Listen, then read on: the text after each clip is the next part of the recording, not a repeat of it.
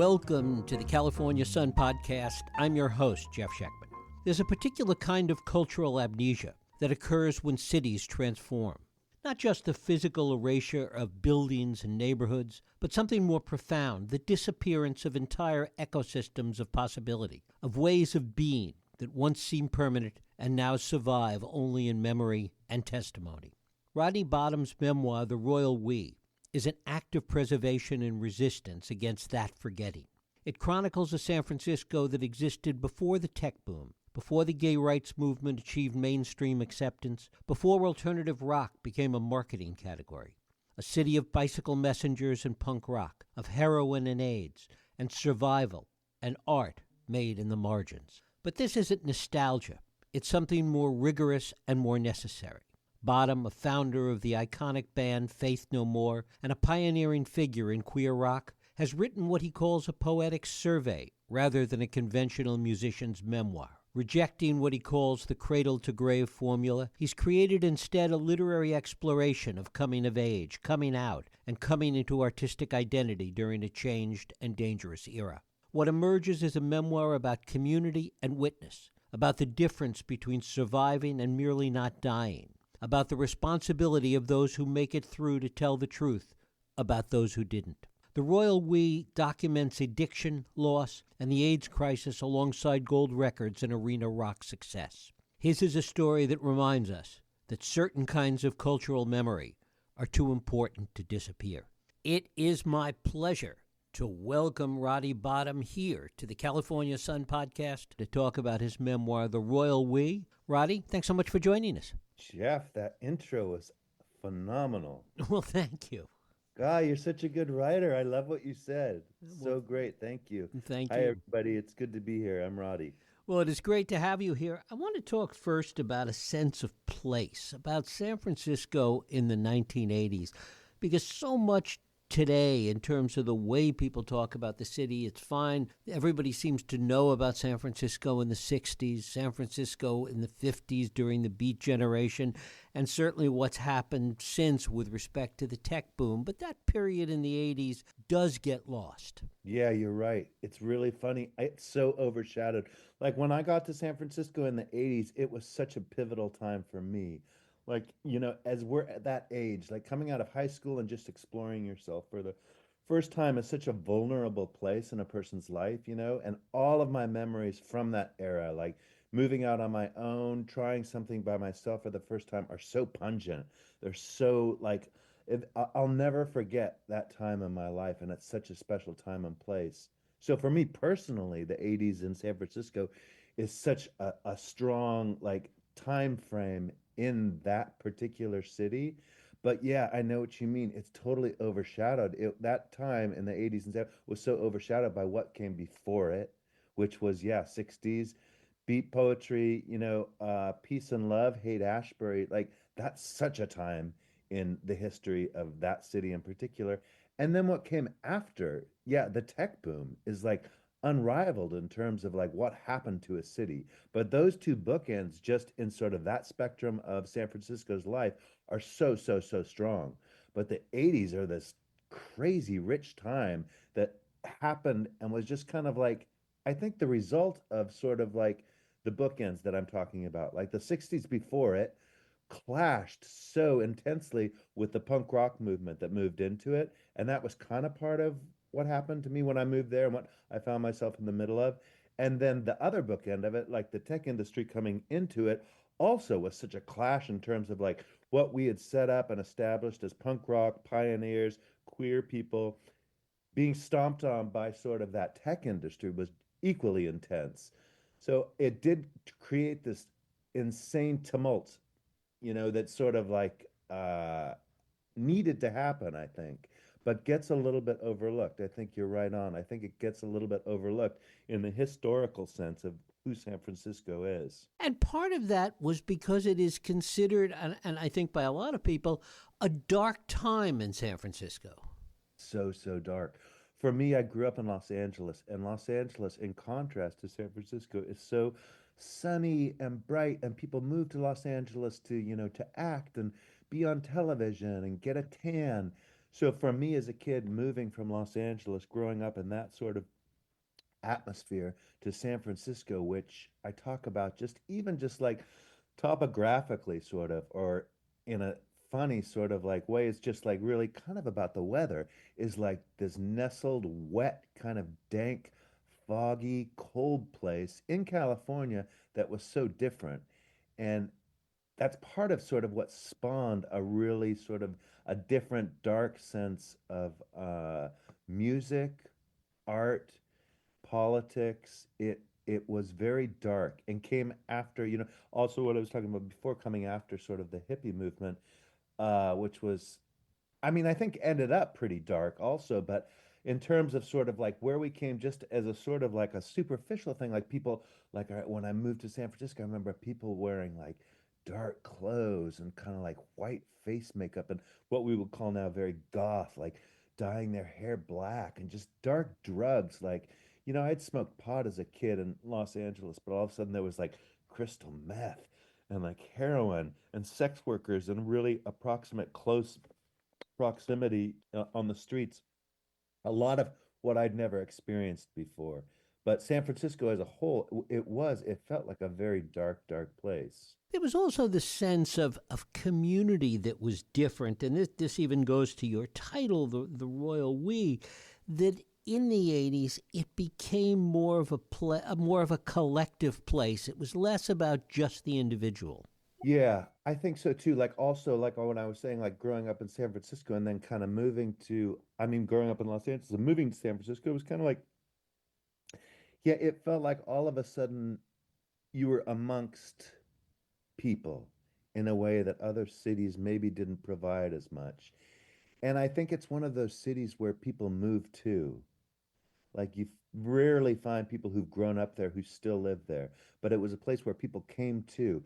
And in that sense, people are looking for their tribe and are looking for people like themselves, particularly in the queer family as well. Like people are looking for acceptance. They're looking for brothers and sisters. They're looking for, people who relate to them. And in that process, I think it is very much like a sense of community. At one point, my book was called Ways to Get High, and it was kind of like, it struck me as sort of like, well, it was a good title and I was into it, but it was like, I think more about drugs than it needed to be. I think the sense of the royal we is sort of like there's a sense of, you're right on the nose, it's community, and this sense of sort of entitlement, not in a way like money entitlement or race entitlement, but just sort of this accidental entitlement that happened just as a result of being in that specific geographic place at that specific geographic time. Like being in San Francisco, landing there in the 80s was this crazy entitled sort of window into like what America was, had been, and was becoming. And we, as people who happened to land there in that time, were pretty entitled and we had a crazy window. And I think for me, that was a sense of royalty. And that's where I kind of, the title was a play on that, was the royal we, like us, how lucky we are to be here, to experience this, to go through it together. Talk about the way it played itself out in art and in the music of the time. Yeah, the music also was happening as a clash between what had happened before it and I guess what came after, but that wasn't so prevalent then. But what happened before we moved to San Francisco was the hippie movement. And there was a sense of free love and a sense of experimentation that was, sort of opened the doors for us as kids. I think what we had spoken of before, the sort of darkness that you mentioned, that really had a play in what happened. Like punk rock had happened, and punk rock, as dark as it was pretty exuberant. If you think of the Sex Pistols or even the Ramones, coming after sort of something like Velvet Underground, the Ramones or the Sex Pistols, even if I listen back to those musics now, it seems pretty poppy. Right, It's it really does. upbeat and it's enthusiastic and it's kind of playful and childlike. By the time I got to San Francisco in 1981, I think there was like a musical sort of reaction to that sound, even.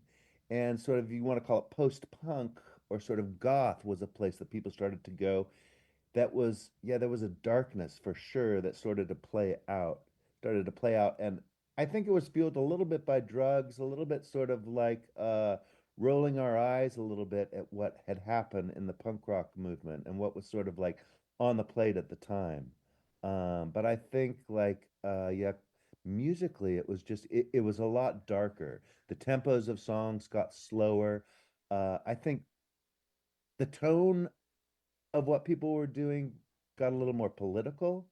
People started sort of addressing politics in music more than sort of what had happened before. I mean, the Sex Pistols, the Ramones, I mean, were inherently political, but I think people in sort of our camp started to infuse their own personal politics in a different way into what they were doing musically. Like all of a sudden, there was this movement when I moved up there that was called peace punk, that was all of a sudden like punk rock, but like also like with super like family oriented, not family, but like, like positive vibes, just really like sort of take care of ourselves sort of feeling going into like what we were doing. Like almost an extension of Crass, I think at the time that band Crass was really kind of like punk rock also, but had this like urgency of politics that was like looking out for us as a people.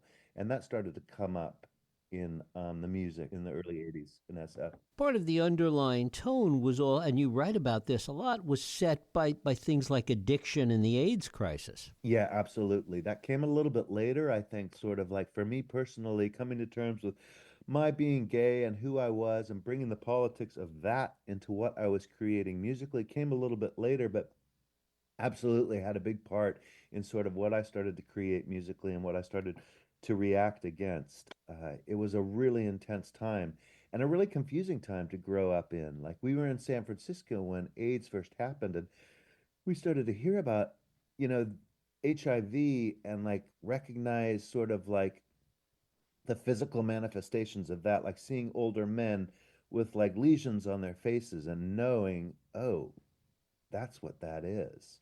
And also kind of not knowing where it came from, not knowing how it was passed, how the virus was spread was really scary. It played out honestly like a horror movie. Like it was this dark thing that had come to the community and no one really knew like how it happened. Like did could you get it just by holding hands? Would a kiss like sort of like develop into HIV? Like there was this unknown about it that was really, really scary. And sort of the coupling of us as young kids, like stumbling onto that, and that was sort of in our midst. It was a really scary place to be. Maybe not so much consciously, like from a music making perspective, but I think it seeped into a lot of where we were as kids. How did it play out in music from your perspective? From my perspective, I think it came up, I think by the time I formed Imperial Team, which was way more of a queer rock statement, I think, I think we started to sort of acknowledge a need for just sort of a pride element, just taking ownership of who we were as a people and demanding the respect that we needed as a people and just fighting sort of a strong homophobic urgency that was in the music industry at the time. And there were a lot of instances in which sort of we would be writing songs as Imperial Teen and we were questioned because of sort of the homoerotic sort of elements of our lyrics and what we were saying. And there was a history of that, kind of always kind of like that gayness being squashed. And I think it created in me a sense of rebellion and a sense of sort of like, okay, you're going to tell me what not to do. I'm going to do it really loudly. I'm going to sing about like having sex. I'm going to be explicit about it.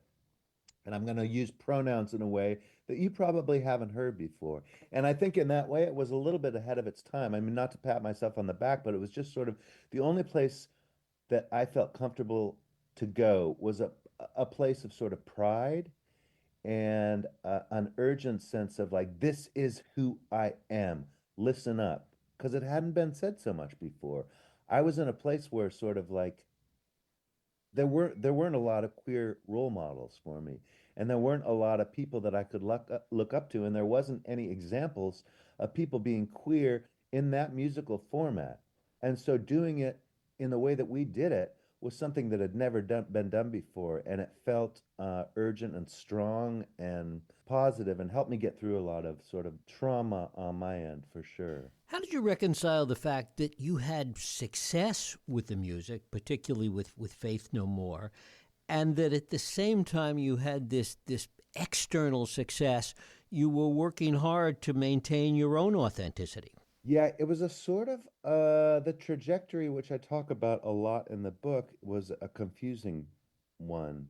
We started off, Faith No More started off, and this is hard for people to sort of get a handle on who just know the band from sort of a place of, post sort of success. We started off as a really experimental, odd kind of misfit band of like artists. And we never had real intentions of success in the way that it came. I think we had like sort of high valuation of ourselves and high estimations of what we could become, but it was kind of almost cheeky and didn't make sense. We were, just these scrappy kids. We were bicycle messengers. We were like really clearly involved in provocation, like and sort of like making a splash and making people sort of annoying people, honestly. And when we started our first sort of series of shows that we did when we were kids was like we would have a different singer every time we performed. We would play different songs every time we performed. So we weren't aiming for sort of a big mainstream sort of acceptance in that way. We knew we were odd and our fans knew that we were odd, and that was sort of our basis for starting was like this oddball sort of misfit sort of categorical weirdness. At some point we started playing with that guitar player Jim, who was in the band with us, and he was a different sort of ilk. He had like a flying V guitar. He was a very rocker guy. He lived in Hayward, and his best friends were the guys in Metallica. Which for us, we just loved the sound of that guitar. It was like the just chunka chunka chunka that we always kind of like gravitated towards. We just thought that was so heavy. We were very interested in making a heavy statement. And when Jim came into the mix, and just as sort of like mundane as that, like this sort of connection with the band Metallica, suddenly like James of Metallica wore a shirt, a Faith No More shirt on the back of a record. And all of a sudden, people looked at us in a different way. And all of a sudden, like we would get these long haired sort of metal kids coming to our shows, particularly in England, where we kind of took off initially as a band. And all of a sudden, we had this sort of like acceptance in that world. And it was really odd, especially for me being the gay man in the mix. It was like I played the pretty keyboard on the top of everything. And it was odd to sort of be embraced suddenly by this sort of like this world of music that has a really strong history of misogyny and like intense macho kind of vibe, and it was like, wow, what? Like all of a sudden these kids were coming to our show, which I was super appreciative of and didn't tried not to be judgmental about. Sort of like we were touching a nerve with people and people liked us, and I certainly couldn't complain about that, but it was not what we set out to do, and it kind of shocked me at the time. So I was this gay man in the mix of like this pretty heavy music, and in terms of sort of I was in a good place because I was also putting the pretty on top of all this like heavy. And that was a really awesome, amazing place to be. Like I got to be that person that turned what we were doing into something different. It was an amazing opportunity for me as an artist, but at the same time it was like I was in the mix of a lot of like man stuff, you know what I mean?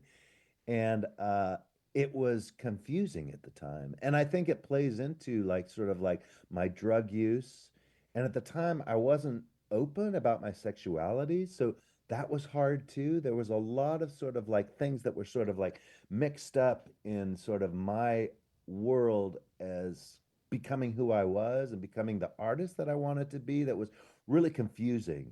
And I think that's a lot of that kind of like pointed me in the direction of drug use and acting out in ways that I wouldn't have otherwise. The band was also in a strange place in that you were not exactly mainstream. You were too odd to be mainstream, but on the other hand, you were too successful to just be an underground band. Yeah, that's true. I mean, it kind of happened too when we switched singers and we ended up with Mike Patton in sort of the role as singer. He clearly, right off the bat, like had a way more conventional sort of narrative voice as opposed to Chuck, who had sort of preceded him, who was really unconventional and odd and outrageous. Mike was a little bit more, just his voice, just as simple as that, his voice was a lot more palatable. And we ended up sort of like, I think a lot of the success of Faith No More was hinged on that, like just the voice, which is kind of a funny thing. Us as a band, like we were so odd. We like when we were kids, when we started, we were like the lyrics and the narrative voice and the singer was kind of the last thing we paid attention to, which is such a weird place to be. Like, of course, like if you look at a band, like the first thing you pay attention to, of course, is the singer. Everybody knows that. But when we were kids and we started that, we didn't even care. We were just like, oh yeah, just like someone just get on stage and like read some stuff or narrate something or be an orator or something. It just wasn't like a big concern to us. But it did end up being the one thing I think that sort of catapulted us into like a different realm of fame and success was Mike's voice and where that took us. One of the things that appears throughout the book is this, and you mentioned it a little while ago in terms of jobs that people had, is bicycle messengers, something that's hard for people today, young people today, to even imagine. Talk about that. Yeah, the bicycle messenger scene in San Francisco was fascinating. I can't believe there. I think I'm going to do it right now. I'm going to close this computer. I'm going to start. I'm going to write a pilot. I think it should be for sure. There should be a absolutely 100% a mini series or a full on series. Why not? Full series about like bicycle messengering in San Francisco in the 80s. It was fascinating. Like, I mean, you have like at that point you have sort of the industry of like the finance district in San Francisco, which was a big thing, and the history of San Francisco and what it was, and all of a sudden there were these suits. I mean, there's always been suits in the mix, downtown San Francisco, financial district. But then you have this sort of realm of like messengers whose job it was to take things from like company to company via bicycle because the proximity, like it's a small city and stuff needed to be delivered every day. And I think the cheapest way to get things from corporation to corporation, from business to business, was via bicycle messengering. So the bicycle messengering sort of like world where all these just like it was 100% just like punk rock kids, like total slovenly like rebels on bicycles delivering packages for the financial district. And I was one of those bicycle messengers, and it was so fun. We were like pirates out on the streets. We had walkie-talkies. That was like a big part of it. Walkie-talkies where we would talk to our dispatcher, like, like a taxi driver would use. And we, learn from the dispatcher where to pick something up. We'd all have our different numbers, and we just roamed the streets in this crazy rebellious sort of way. We'd all meet on this wall, like down in the financial district that was called the Wall, where we'd all meet and smoke pot and hang out and harass the businessmen that would walk by and just be kind of the rebels that we were. It was like mohawks and sort of like nose rings and just like we were all just like just visually it was a crazy intense like look, but also just like who we were as a people were just like we were just rebels, we were pirates. And we were also sort of like depended on. Like people took us seriously. They knew that it was our job and we were good at it, getting packages from point A to point B. But we did it in this insane sort of offensive, like over the top way, just like roaming the streets on our bikes and screaming and sort of owning that part of San Francisco, added to the element of sort of there's hills and there's like tracks on the street and it was dangerous and there's traffic and it was just mayhem. And a time when sort of like, before the internet, so a lot of stuff wasn't being able to be sent via email. So we were delivering just like literally like letters from corporations to corporations, and they had like sort of an urgency and a time frame in which they had to be delivered, and that was sort of our job as the camp of like people that we were, these bicycle messengers. But it was so fun and so magical. Like what a camp of people that was. You got to exercise a lot of your creative thoughts about the period through your music in so many different ways. Why write this book? What did you want to do here? It what you said at the onset of this program, Jeff, was so strong. It was, and does feel to me that that period in San Francisco, 80s, 90s, is sort of this invisible sort of a period to a lot of people. And there is a sadness in me that happened. Like when I left San Francisco in 2000, it was finally at a point where sort of the tech industry had come in and squashed sort of what had been, and everything changed at that point. And there's a real sadness to sort of like the change that happened in San Francisco. It was this wild, free-spirited sort of environment that was unlike any other that I had experienced. Like just sort of the freedom to sort of express was in the air in such a strong way. And suddenly, when the tech industry came in, it started to get squashed and the demographic changed, and all of a sudden there were sort of a lot more families and strollers, and you know it was just really different, and there was a sadness that kind of set in at that point that I dealt with for a long time and didn't think about. And then sort of at one point I just started writing every day, and I started writing a sort of a memoir more about my life. Like you brought up, some agent person told me, "Oh, you've written a really apt cradle to grave piece," which I'd never heard that phrase before, but it was really offensive. And I thought about it. I was like, "Cradle to grave." So, like, I mean, sort of exploring my life from beginning, birth to end, where I am now, is like, wow, that's what I did. And I wasn't so proud of that. I was like, wow, why would I do that? It seems like an incredibly sort of conventional way of exploring a person's life from cradle to grave, if you will. And at some point in my writing, I recognized the spark and the sort of like the enjoyment for me as a writer of writing about San Francisco in that era. There were so many things that were kind of like being lost that had happened that I was such a part of. And it was this strong, strong part, chapter of my life that was so vibrant. And it really centered a lot, mostly around San Francisco and what San Francisco was at that point. So it kind of like, for me, it was like, I hate to say love letter. People say that a lot, but it was really sort of like, I miss San Francisco for what it was. And I kind of wanted to just explore in a literary sense, um, what went away, what got extinguished. But then you went to Paris to rewrite it. I did. I went to Paris just sort of on a whim, just because I knew that's what I had to do. At the point I went to Paris, I had sort of I had a real good idea of what I wanted to do, and that was sort of the beginning to the end. But then Paris was all about sort of honing in on the San Francisco part of uh, of the book, which is funny. Like, why wouldn't I go to San Francisco to do that? It seems like more apt to do that, but kind of funny and poetic at the same time because San Francisco doesn't exist in that way anymore. And Paris is always to me like super magical place, and it just sort of felt right. And somehow I ended up there and honed in on sort of the San Francisco element of what I had written in a library in Paris for, a month. Talk about how you think about your story when you walk around San Francisco today. It's funny. When I was a kid, I used to really hate Berkeley when I was up there. It just struck me as like, oh, why would you go to Berkeley when you can be in San Francisco? It felt like it was just hippies. The Bay felt so hippie. And I would sort of like criticize that. Now, when I go up there, my sister lives in Berkeley, and I end up in Berkeley more than San Francisco. So when I go up there, I don't feel like I don't see San Francisco as much. But I go back then, it's still like absolutely magical. You know what I love to do is the cable cars are so amazing to me. I love riding those cable cars. I love going over that hill. I love going into like port of San Francisco. I love where the ferry building is. I love where like Ghirardelli Square, Fisherman's Wharf. I swam in that water like every day for years. That's a real sort of like geographical sort of space that I just love about San Francisco.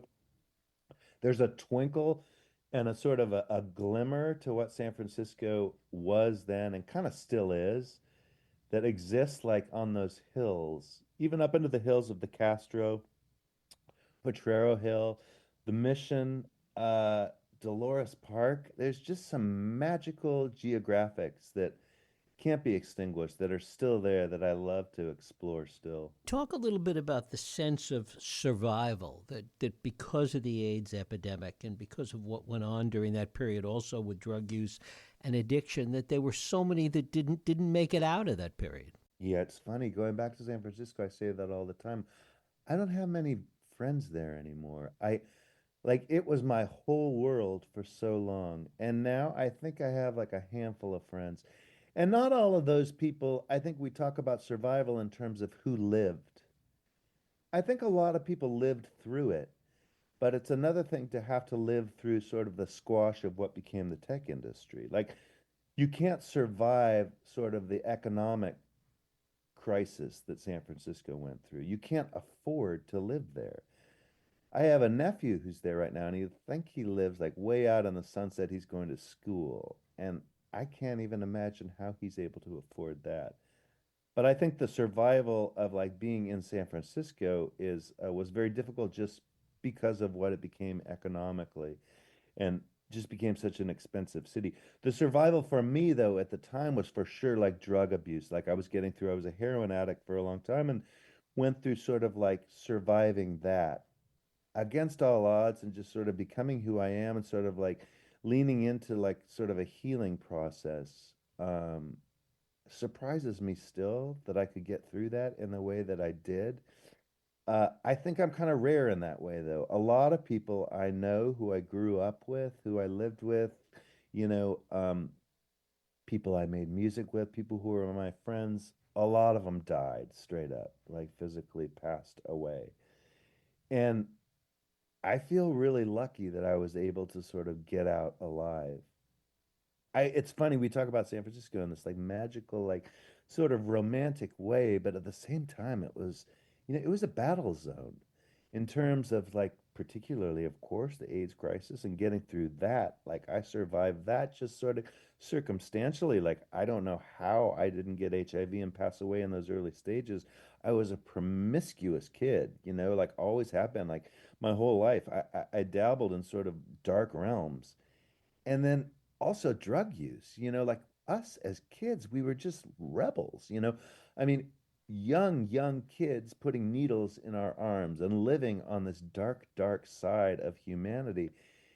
I'm surprised and super appreciative that I was, able to get through to the other side of it. Survival is really like it's such a gift that we've been able to just sort of that I've just been able to sort of like be myself and stay sort of like just a physical person through that. Finally, how does it shape your view today? Because, and soldiers will tell you this, that surviving something really changes you dramatically and changes how you look back on things. Yeah, isn't that the truth? I mean, our lives are so intense and our memories are so intense, and what we get through sort of like forms us as people. And though I did like go through so much as a young person, I still continue. I mean, it's such a hard world right now. It's really intense. Like life goes on though. Like I moved to New York. I lived in New York for a long time. My apartment building, had a fire. I dealt with that. I've dealt with like so many suicides and deaths. It just kind of continues on. So it's not like for me, Jeff, looking back at sort of like a life a long time ago of sort of like tragedies and battles that I've lived through, but I kind of feel like we're still in it. It never ends. I'm still constantly dealing. I feel like I'm sure you feel the same way, dealing with sort of like injustices and like what a hard place the world is right now. I feel like it would be a luxury to look back on sort of the battles and the hardships that we lived through and say like, oh God, I mean, I did say that. Oh God, I got through that. But honestly, it's like, it's right now.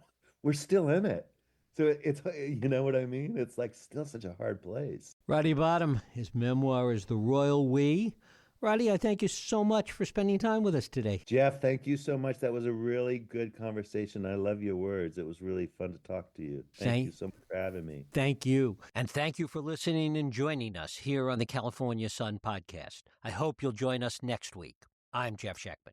If you like this podcast, please feel free to share and help others find it by rating and reviewing it on iTunes and subscribe wherever you get your podcasts.